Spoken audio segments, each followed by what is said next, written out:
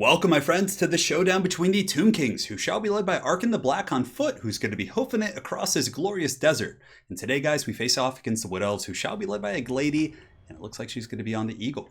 So as far as the build goes, we're going to be trying a bit of a wild card unit. Yes, in the back here, we do have this Screaming Meme Catapult. So I kind of figured the Wood Elves don't have any true artillery pieces, so just getting this 380 range, it's just kind of steady damage over the course of the battle against like Eternal Guard and archers. Yeah, it's not going to be game breaking or crush your opponent, but it's still something they have to think about, and it will force them in eventually and count as an attacking unit. So we do, of course, have the Screaming Skull Catapult here.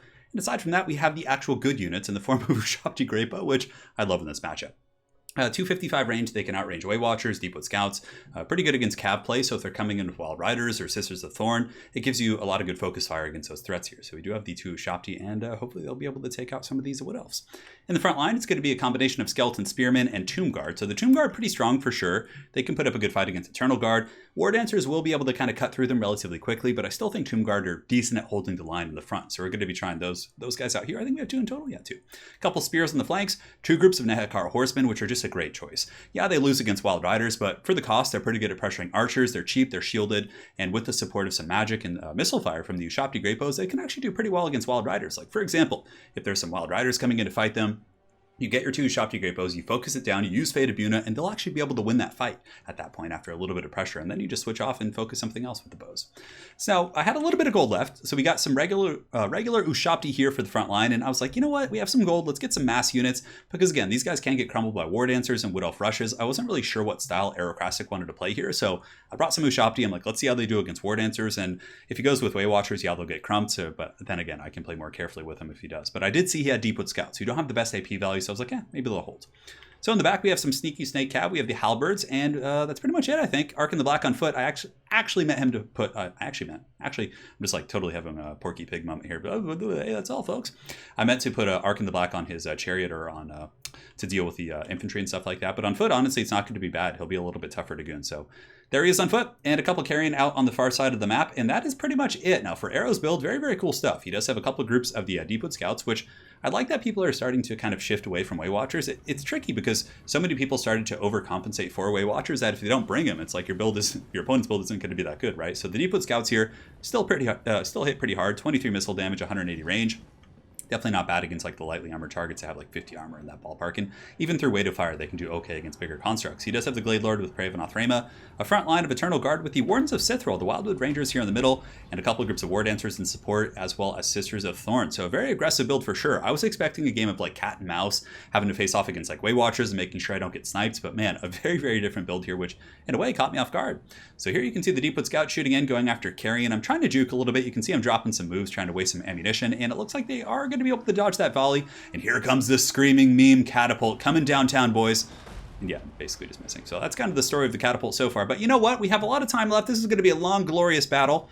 And perhaps eventually it'll pay its dues. So Ushapti Greatbow is going to be shooting in here, and we will be switching our focus onto the Sisters of Thorn. Carrion are going to be flying forward with some horsemen, and you know, I was kind of ready to take this fight. Getting a Fate of Buno or a Spirit Leech would definitely help my guys out. Now here in the front, you can see it looks like Prey of Anathrema is going to be used here. So I wonder what the focus is going to be. It looks like he's going to be using his Deepwood Scouts to focus me. And yeah, the Wardens of Sithril plus those Deepwood Scouts and Prey of Anathrema is going to be pretty brutal for these Tomb Guard. Now the frontline fighting's underway. Oh, here comes a nice Pendulum. This Pendulum's going to go right down the formation. Yeah, just beautiful frontline harass there from ARKHAN, just doing so much damage. The Ushapti now get in though. And Ushapti will be very good against War Dancers. War Dancers pretty much have no tools to deal with them. Granted, he does have other support nearby, plenty of missile pressure, and things that will be doing very well. Here you can see the Sisters of Thorn going to be peeling in, so I got my horsemen peeled through the front line and was able to push through onto the back of these Deepwood Scouts. So I do follow up with the Buna effect. My archers are going to be focusing, so the Ushapti Greatbow will be going after his cab because I have to kill his sweeper units. If I don't kill the Sisters of Thorn or his mobile units, I'm not really going to be able to get to the archers. So back here you can see the horsemen on top of the Deepwood Scouts doing some work. In the meantime, the Sisters of Thorn are taking massive casualties from the Fate of unit and the focus fire. My Carrion on the other side are going to be jumping in as well, and we are able to get on those guys. Some sneaky snakes here in the front, also going to be hammering into these very vulnerable troops. Now, I kind of was thinking that over the course of the battle, I wonder if it would be better to bring the shielded variant just to get the shields and also a better bonus for his infantry here. Just kind of a bit of a question. The anti-large against Wood Elves, I guess, not as useful, but I just wanted to use them to fight mass Wild Riders, but alas, he did not bring them. So the carrying back here going after deep wood scouts, but of course 2 deep wood scouts should be able to fend off 1 group of carrying, but more importantly, it's keeping them from, really fighting here. And in the back, you can see my horsemen are able to finally get on the deep wood scouts here, and it looks like these Sisters of Thorn are broken. So this is a nice catch. The Nehekar horsemen will win this fight. They'll take out those deep wood scouts, and that'll be a good situation. However, some things are going okay in the back line. We're occupying some archers. The balance of power is more in the favor of the Wood Elves here, as they really were able to crump my front line. Those Tomb Guard really just got annihilated very quickly. Great pendulum play. And it really makes me think maybe bring Skeleton Warriors would just be more effective, right? Just for holding and winning with other things. But the Ushabti, this is the Ushabti summon back here, basically just using it to halt the advance, because my Ushabti Great Bow, yeah, they can kite a little bit, but it's not going to be the best situation if they're just running and being chased and not shooting. So I summon my Ushabti here to hold back these War Dancers.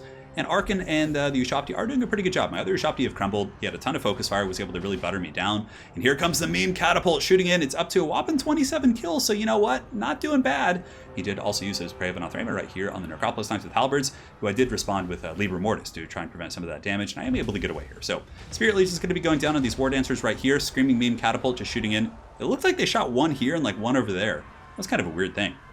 But anyway, Spears are going to be intercepting these War Dancers who are affected by Spirit Leech, so basically I'm going to be getting Necropolis Knights down and under and using them to try and secure this position. So here come the Sneaky Snakes, pushing in and definitely doing some work. Screaming Skull Catapult, helping Aerocrastic here by shooting my Necropolis Knights in the back, classic stuff.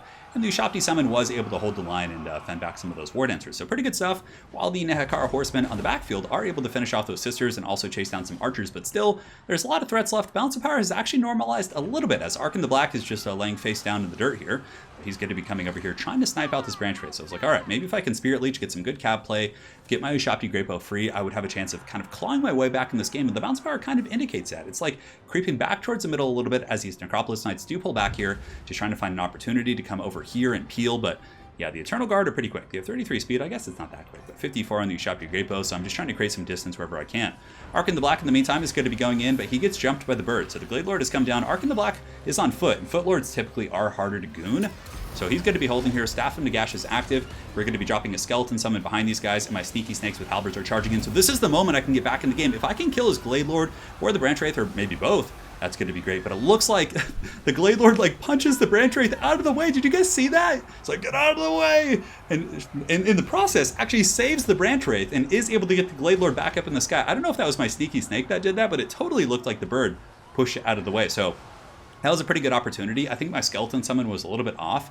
I should have dropped it right on top of those guys because it didn't pin them in place. The bird was able to pull up and get away pretty quick, but I thought maybe I had a nice opportunity there to get that Glade Lord, but alas, the opportunity did pass. So in the back, I'm being chased down by Eternal Guard, of course, who Ushabti Great Bow. I'm going to be using them to hunt down these Deepwood Scouts in melee combat. The other ones are just running, but at this point, I'm starting to get a little bit worn down. My Sneaky Snakes here just getting shot. Necropolis Knights with Halberds, of course, don't have the shields. So just kind of fighting wherever I can. ARKHAN the Black is looking a little bit forlorn here in the desert, and this is where it would have been nice to have that chariot I was talking about earlier, just so I could like run away from some of this. But alas, ARKHAN the Black here is, he's hiding with his snakes, but it looks like he's going to get caught eventually. And the Glady, of course, has 190 range, pretty good missile pressure. So if she wants to sit up in the sky, she can probably just shoot ARKHAN the Black as well. And my other Ushabti Great Bow in the distance are, I believe, hunting down these Deepwood Scouts. Yes, here they come, going after those scouts. And these Deepwood Scouts here are running out of ammo. So he's out of ammo for the most part, but really I just don't have much left. And everything I do have, though, Ushabti Great Bows are powerful. He has so many Eternal Guard that even if he stood still, let me shoot him with all my ammo, the Eternal Guard would probably survive and be able to deal with the Ushabti. Because Ushabti Great Bows are decent in melee, but Eternal Guard are very, very good there. So that's pretty much going to be army losses, as most of my stuff does crumble into the desert. And that's going to be the game for the Wardens of Sithril and the Wood Elves and Aerocrastic. So well played to him. It was a really fun game. We had a couple great games the other night, and this is one of the 3 games we played.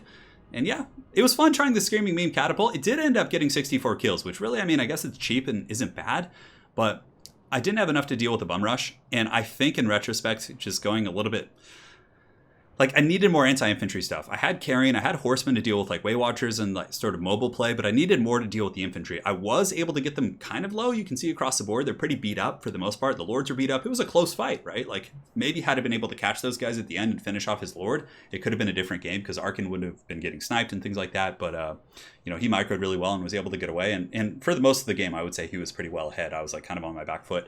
But a couple things I would change for sure. I needed ARKHAN, I think, on a mount of some sort. Like, just the chariot would have been a nice way to help against war dancers and things like that. So I'd probably cut the catapult. Probably would get the Necropolis Knights without the halberds, because even the other variant can probably beat Wild Riders effectively enough. And plus, it gives you more tools against infantry and shields against missile play. So on that note, we'll go ahead and take a look at a build. Very well played ARKHAN in his Wood Elf build. It was very good. Obviously quite powerful. So make sure to check him out over on YouTube. And guys, now we're going to go take out, take a look at, sorry, I just heard my dogs like scuffling about in the kitchen and it startled me.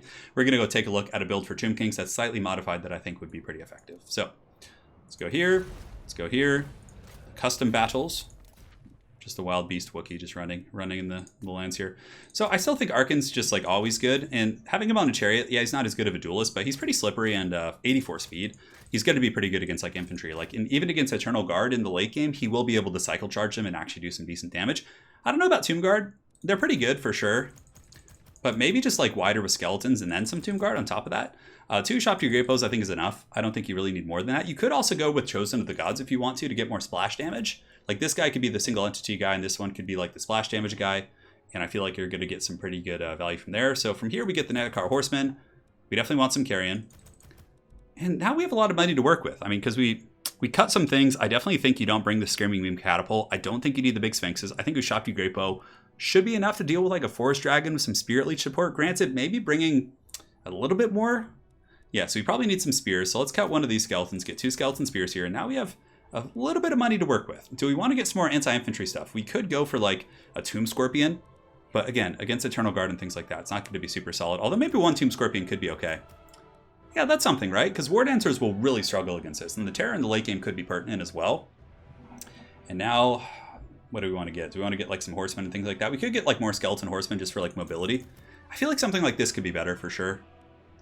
We could even like, yeah, because you get the Chariot. You have anti-infantry from the Tomb Scorpion and ARKHAN. The Tomb Guard, of course, help there. You have a lot of chaff, which you can throw in front to take the initial beating. You have plenty of harass. I think this build's a lot better. So anyways, give it a try, guys. Let me know what you think. And we'll see you guys next time. Take care.